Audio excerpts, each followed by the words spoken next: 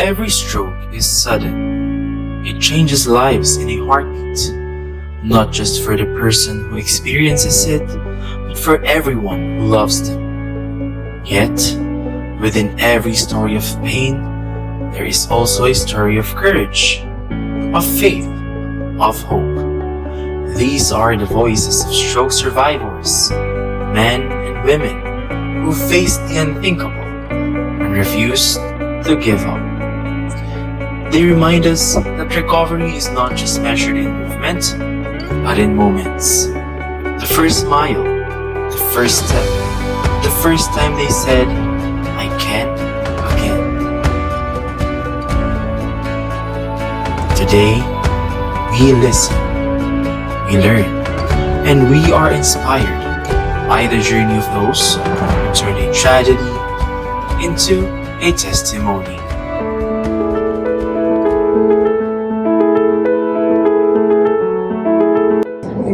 Santos, 61 years old, from Tanyong, Malabon City. Ako na-stroke noong November 4, 2024, ischemic stroke. Tanghalian, hindi ko na may-equilibrium sa aking kanang kamay. Then, TV, then at 6 o'clock, natulog ako, then 6 o'clock, tumulog yung asawa ko. Nakita niya, sabi na nakukulit, kami ko hindi nang ikalaw, lumaksak na, ginanan din, gilanan na nila ako sa PR. Yung nararamdaman ko, takot, kasi first time kong mag-stroke eh. Yung umiyak na ako pa.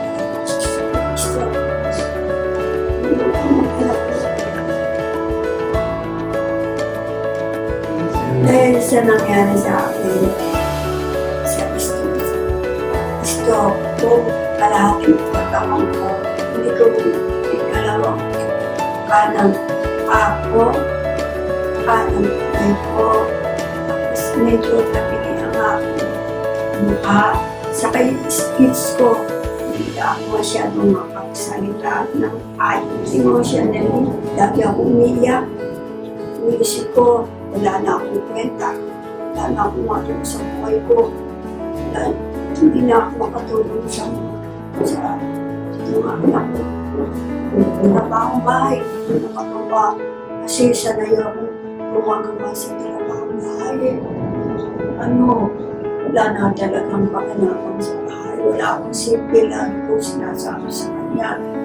Parang nade-depress na ako pag gano'n. Kasi wala na akong magagawa. Talagang wala na akong magagawa dahil yung-stroke yung isip ko. Ang una ko nakatulong sa akin, pamilya ko, ang Diyos, si Lord, siya talagang tumulong sa akin, mga ibigay lang. Dadasal ka. Tapos, tutulong ko sa akin.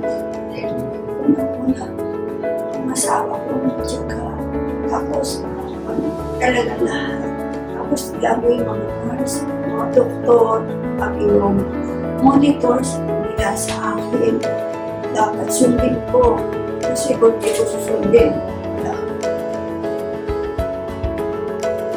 sa tulong mga therapies, mapagdapat ako, hirap ako. Tapos sa tulong din mga nurse, mga doktor, hindi siya kapla, hirap ko talaga. Malaking tulong sa akin ng mga doktor.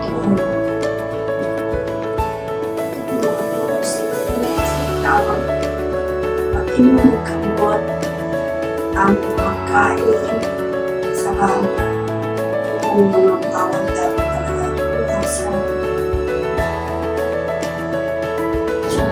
Sa tulong ng mga therapies, unti-unti ko igagalaw ang kanang paa,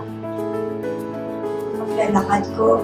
Sa umaga, tinutulungan ako sa bangko. Lalakad sa park. Malaking bagay ang pag-inom ng gamot. Paano ang nag-check up sa mga doktor. Proud ako sa sarili ko kasi lumakas ang loob ko. Natulong ng aking asawa na matyaga na nag-aalaga sa akin, nagpapa-exercise, tinutulungan niya ako. Dahil siya lang naman talaga, kundi sa kanya, hindi ako lalakas ng loob. Dahil sa stroke, natutunan ko ng aking pamilya ang kahalagahan ng kalusugan. Ang advice ko sa mga kapwa ko na stroke ay lakasan ng inyong loob at pananampalataya sa Diyos. Sa tulong ng pamilya, malalagpasan ang kahit anumang kasama.